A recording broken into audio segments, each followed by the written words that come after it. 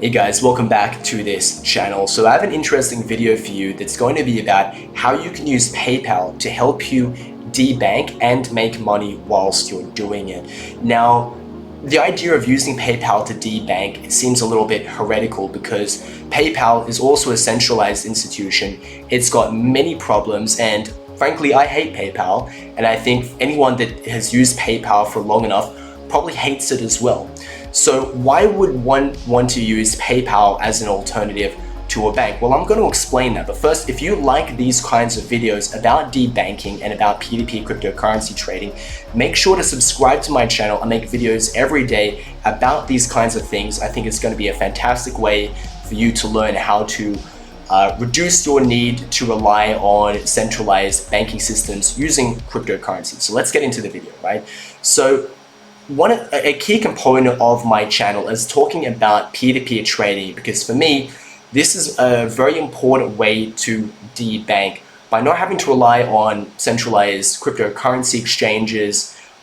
We can have a way of buying and selling cryptocurrency via any payment method that we want. So oftentimes, or basically all the time, when you're using centralized crypto exchange, you can only buy or sell Bitcoin using a bank transfer. You can't do it via TransferWise, you can't do it via Referral, you can't do it via PayPal, etc., etc.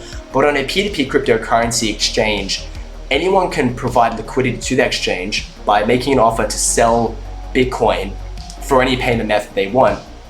And one of those payment methods can be PayPal. Now, the reason why this has a lot of value is that every time you want to sell your cryptocurrency, right, back into your bank account, maybe you've made money in cryptocurrency, maybe you're very serious about debanking and you've moved all your money into crypto, you're still going to have a need to turn your cryptocurrency back into fiat so you can buy regular goods and services. Even as someone who's done a lot to debank myself, I still need to use the bank. You know, I still pay taxes, I still do regular things. But at the same time, if I send my money through, first let's talk about this, right? If I send my money, for my cryptocurrency back into fiat, I'm going to have to send my funds to a crypto exchange, and that from that crypto exchange, I'll then have to send it into a, I'll have to sell that for my native fiat currency, which would tend to be Australian dollars in most cases, and then from Australia, you know, send from Australian dollars to the bank account, right? Now, a lot of people that are more of an amateur in cryptocurrency don't realize how much this actually costs. When you send, okay, first so let's talk about this, right? So I've got my funds in cold storage, right? Let's just not think about the fact that it costs me fees to send it to the crypto exchange, right? Let's assume that I can just teleport it into the crypto exchange, right? Now, a number of people, including myself, don't have like just one crypto exchange in which they turn their cryptocurrency into fiat, right? Because like I'm from Australia, there's only a handful of cryptocurrency exchanges, and most of them just do straight Bitcoin to AUD, right? So I can't, if I've got like we'll just say like USDT TRC20, which is something that I have a lot of, right? I can't just send that USDT TRC20 straight to my offboarding exchange. I would have to send it to another exchange where I can transfer it into Bitcoin, and this is going to incur a fee, right? So let's just say if I send my USDT TRC20 to Binance, and I transfer that USDT TRC20 into Bitcoin, I think that's going to incur 0.1%. So if that's $1,000, that'll cost $1, right? So if I want to transfer out $5,000, it's going to cost $5. And you might not think that's a lot. Whatever. Okay, I get it, right? Then I'm going to transfer that Bitcoin. Now that I've got that Bitcoin, I then have to transfer that Bitcoin into my native exchange that will allow me to turn that Bitcoin into AUD, and that's going to incur a fee, right? And let's just say the fees are pretty good that week, and that's going to incur a loss of around $10 for the transfer fee. So total, I'm down now around $15. Now this is where it becomes problematic, And this is going to be particularly a problem if you aren't from America or from Europe. And the reason why I say that is because if you're not from those two countries, there's a really good chance that on your native exchange, the one that you would use to transfer your Bitcoin into your native currency, there's a very good chance that the liquidity just sucks, right? And what does that mean? It means you're going to lose money on spread. So if I transfer my I brought the Bitcoin back onto this native exchange. I've already lost $15 and all the stuff that I mentioned before. I now need to transfer that Bitcoin into AUD. There's a pretty good chance that that liquidity pair doesn't have a lot of there just isn't a lot of liquidity, right? Maybe it's only like, there's one exchange that I use. It's only got like $40,000 worth of liquidity a day, which is just terrible, right? So if I dare to sell it at market rate, who knows how much money I could lose? That could be like 2 or 3% that I lose. Maybe if I do it if I do a limit order, I could get a better deal, but still I'm probably not going to get a very good rate. First, it's going to take a long time. I might have to change my order a number of times, and still I might end up losing like 1%, right? So let's just assume that I'm on a better exchange, and the liquidity, the volume's a lot better, and I'm only losing like 0.5% on spread, which means that's going to be like another that would be $5 essentially, right? So now I'm down $20, right? So then on top of that, it doesn't end there, because on a lot of these other exchanges, especially these ones with low liquidity, they're going to charge a rate, right? Binance has probably got the best rates in the whole market, right? 0.1% on spot trading fees. But if you're going to use one of these smaller exchanges, there's a very good chance it's going to be much higher. So the one I'm using is like 0.8%. It's stupidly high just for the fees on the spot trading on spot trading there. But let's just say, for hypothetically, it's 0.5%. So that's another $5.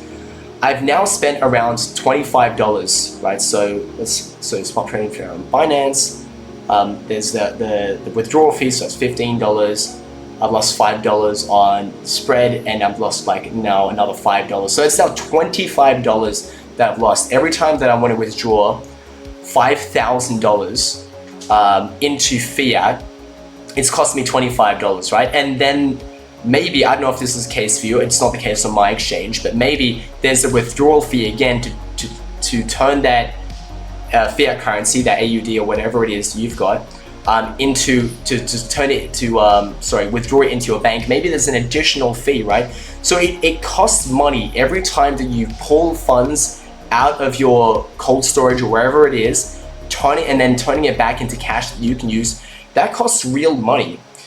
And there's other things as well that you might not like. You might just not like the fact that on your exchange, to sign up with any exchange, right? Whether it's Binance or it's your native crypto exchange that you require to on and off board fiat, it requires KYC, and you might not be comfortable with the fact that all that information is probably being provided to some 3-letter agency. Now, I'm not recommending anyone break the law or not pay tax, but if this is something you're not comfortable with, if you don't want your whatever country you're in or exchange you're in to be knowing exactly who you are and the fact that you buy cryptocurrency, if you want to truly be serious about your anonymity, then it's not a good idea to be on and off boarding using centralized exchanges, whether that's a normal one like Binance or one of your native exchanges, right? Because that's going to be the time in which your transactions are most likely to be recorded. When you're on and off boarding from fiat to crypto, it's less likely to be paid attention to when you're just going from crypto to crypto. When you're going from fiat to crypto or crypto to fiat, that's a much more likely chance that whatever 3-letter agency, they're much more likely to be paying attention to this kind of activity, and that's when your centralized exchange is going to be recording that activity and possibly providing that directly to whatever 3-letter agency, through some kind of API software. So if you want to avoid all of these complications, you need to use peer-to-peer trading as a way to get around it. Ideally, using a non-KYC trading platform like local CoinSwap or HODL. You can use my referral links in the description down below if you're interested in using them. We've also got BitPapa and BitValve if you want to take advantage of them as well. So where does PayPal come into the mix? So I'm going to pull up local coin swap to show you what I'm talking about here. Let me get out of the way here. All right, so local coin swap, peer-to-peer cryptocurrency exchange that's non-custodial. I've used this payment method, PayPal, to give you an idea of what you can see here. So this is an offer these are all offers that you see here to buy cryptocurrency with PayPal. And I want to give you the perspective of the buyer so you can see what it's like if you wanted to sell. If you wanted to sell your Bitcoin for PayPal funds, you could do so, as you can see here, the first one at the top here is 15.5% above the market rate. So if this person wants to sell $100 worth of Bitcoin, he would receive $15.50 on funds received in PayPal, right? That's amazing, right? And then that person is then going to transfer those PayPal funds into his bank account, and then he's going to be able to offboard that rate. So if you're using peer-to-peer exchanges and PayPal to offboard your funds, instead of losing all this money like you would if you did it the traditional way, like I described before, you could actually be making a bunch of money. If we scroll down here, the rates get even better. You got people that are offering 20%, 25%, 30%, etc., etc. So if you were to be selling your crypto for PayPal funds, this is going to be a better way of offboarding, and you can make money doing it, and it's anonymous, because what's going to happen is when that person sends you funds via PayPal, there's no information that this was a crypto exchange, right? It's just someone sending you funds. It could be for anything, right? It could seem like, you know, it was a friend sending you those funds. It could seem like a goods and services transaction. It could seem like that, right? And then when you pull out those funds from your PayPal to your bank, it's an invisible transaction. It does not look like it had anything to do with crypto. And if you're serious about keeping your cryptocurrency activities under wraps and maintaining your anonymity, which is exactly what you should be doing if you're serious about your cryptocurrency journey, you should ensure that as much of your activities are as anonymous as possible.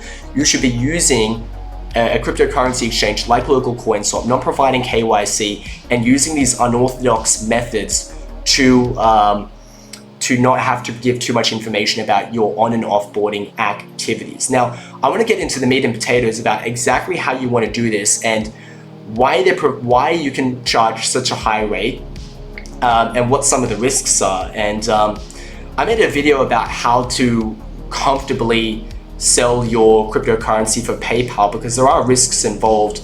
Some of those risks are that you're going to have scams. The reason why you can charge such a high markup is because there are a lot of scammers who want to take advantage of the weaknesses of PayPal in order to make money from you. And that's why the people that are selling PayPal do so at such a high markup. But the reason why they're doing it at all, if you can get scammed, is because they know the exact method of how to sell Bitcoin in exchange for PayPal funds in a way that is going to prevent them from getting scammed.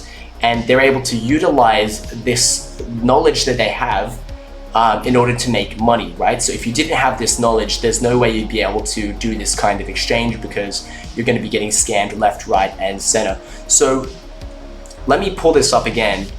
Let's assume that you've decided to take my advice. You've gone and signed up with my referral link to local coin swap, or perhaps HODL or BitValve or BitPapa, referral link in the description below. You've signed up, you've decided that you want to offboard your crypto back into fiat. So what you've done is you've loaded up your wallet with cryptocurrency like USDT, Ethereum, Bitcoin, whatever, and you've made an offer, like the people that you've seen here at the top.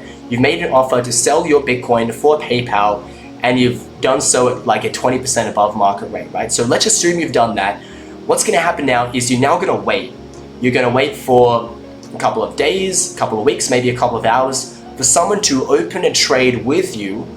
And when they've opened a trade with you, it's now on them to send the funds to your PayPal account. Now you might think, well, you're just gonna send your PayPal email in the trade chat to them, and they're just gonna send funds to you. But the thing is, it's going to require that you do a little more due diligence. So when someone opens up a trade with you, by the way, I'm not logged on, so I can't show you the exact details specifically because I just don't want to log on and dox myself too much with my trading profile and whatnot. Maybe I could do it here. Will it show me? If I click buy, it can at least show you that. Okay. So what you see here, I've opened up a trade with this person partially, right? The trade terms and conditions says that you've got to send by PayPal balance and you've got to send by friends and family, right? So what this means is that, okay, so on PayPal, there are two forms of sending funds to somebody. You can send funds to somebody via friends and family or goods and services. So if you sell goods to somebody else, you send them an iPhone, right? And they've agreed to send you $300 via PayPal. When they send funds to you, they've got to click a button on PayPal saying, this is goods and services, right? And that's going to incur a fee.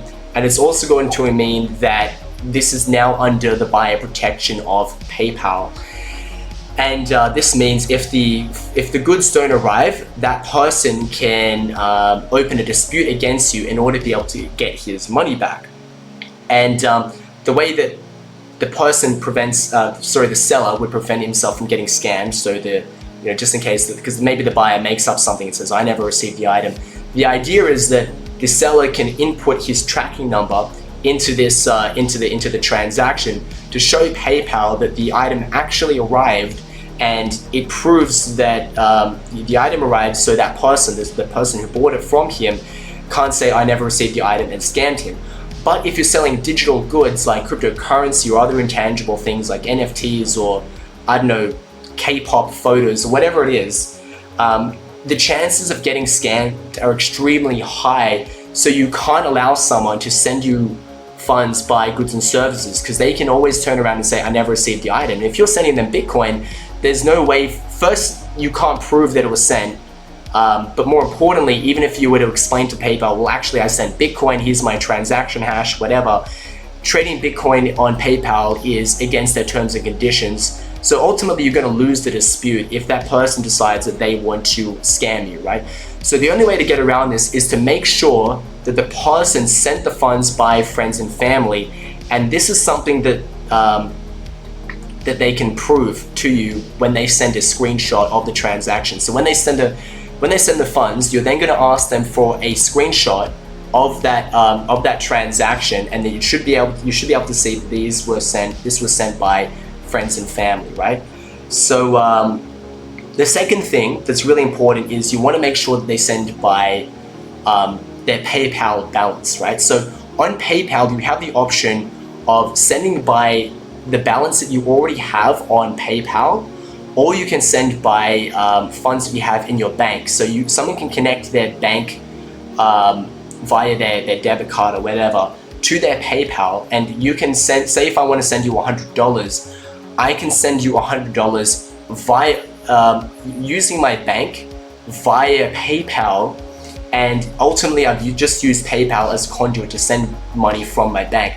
Now the problem with this is that if someone has the ability to send you funds from their bank, they can actually do something called a reverse transfer, which means they're going to call up their bank if they want to scam you and say, hey, this was an unauthorized transaction, someone scammed me, someone has actually, they've convinced me that the Prince of Zuzuland or whatever, I accidentally sent them money, I need a refund on this. Banks will side with the seller, with the sender 100% of the time. And what's going to happen is they're going to send a message to PayPal saying, they're going to just basically claw their funds back from PayPal without PayPal's permission. So you can't even blame PayPal for this. That PayPal is going to in turn claw the funds back from you. Even if you've already withdrawn those funds to your bank account, they're going to give you a negative balance on PayPal. And this is ultimately a way for the scammer to try and scam you, right? So as you can tell from the things that I've explained, there's a number of quagmires that you can get involved in when you're selling things on PayPal, and this is selling Bitcoin via PayPal, and this is why the markup is so high.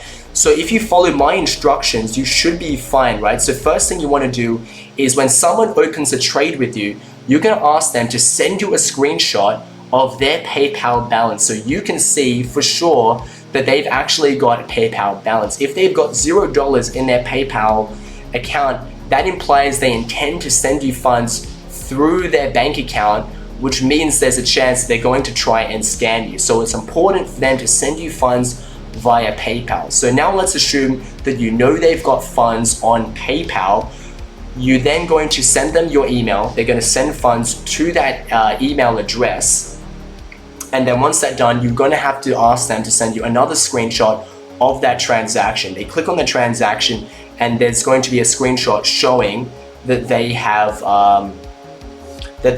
sent those funds via balance and that it was friends and family.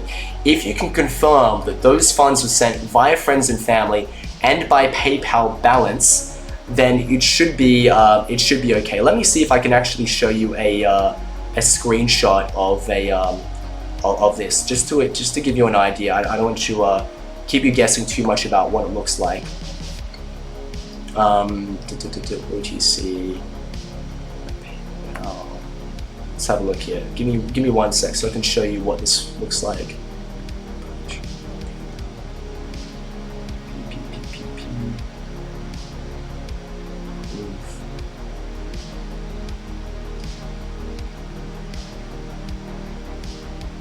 Actually, you know what? Sorry, I can't show you that because it would dox myself and the buyer. So don't worry about that. But if you just click the transaction, it should show that it was paid via balance and it was paid by friends and family.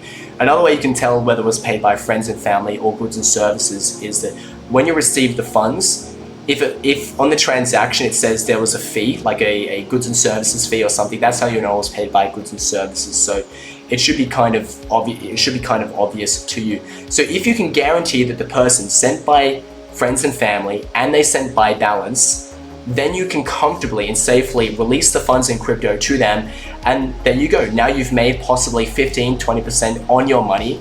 You found an anonymous way of offboarding your funds into fiat, and you've found another way to reduce your reliance on the central banking system and stuff like that. So, and you might be thinking, but you hate PayPal, and but if you've just found another way of getting your funds out of Bitcoin and not having to do it through your bank, I just think that's a little bit better. Sometimes it's not about having one panacea to debank entirely. Sometimes it's good to just learn a number of different tricks that you can use to on and off board without using a centralized bank, without using KYC, and whilst doing it anonymously. If you have a bunch of these tricks lined up, then this is the best way that you have to debank. It's not just going to be one thing, it's going to be little things like this, right? And then via PayPal, you can then put those funds back into your bank account, or you can send those funds into another thing like Revolut, or ideally, you use your funds on PayPal to just pay for things, right? Use your funds on PayPal to buy things online. Use it to buy things on Amazon, on eBay, buy whatever you want online. If you're going to buy things online, then you won't have to put that money back into your bank account, and then you've got a good way of just reducing your need to have a bank account to offboard your funds. So if you need more tips about debanking, you're going to want to sign up to my channel. You're going to want to subscribe, because I've got a number of videos about debanking. And as I mentioned, if you want to properly debank, you're going to need a number of different tools. This is one tool that I've given you today, but you're going to want to get a lot more tools, stack them up on top of each other. And the way to do that is by subscribing to my channel. And if you want to get involved in peer-to-peer trading, whether it's to make money or to debank or to have a KYC-less way of on and off boarding your crypto, you can use my referral links in the description down below for local coin swap and HODL. We've got BitPapa and BitValve as well. These are 4 exchanges that don't require KYC to on and off board your crypto. And if you actually don't mind giving KYC, but you just want a better rate and you want to do peer-to-peer trading anyway, you can use OKX, Binance, and Bybit. Those all have peer-to-peer trading platforms on their exchange. You can use my referral link in the description down below for them. So remember to subscribe, and I'll see you in the next video. See you later.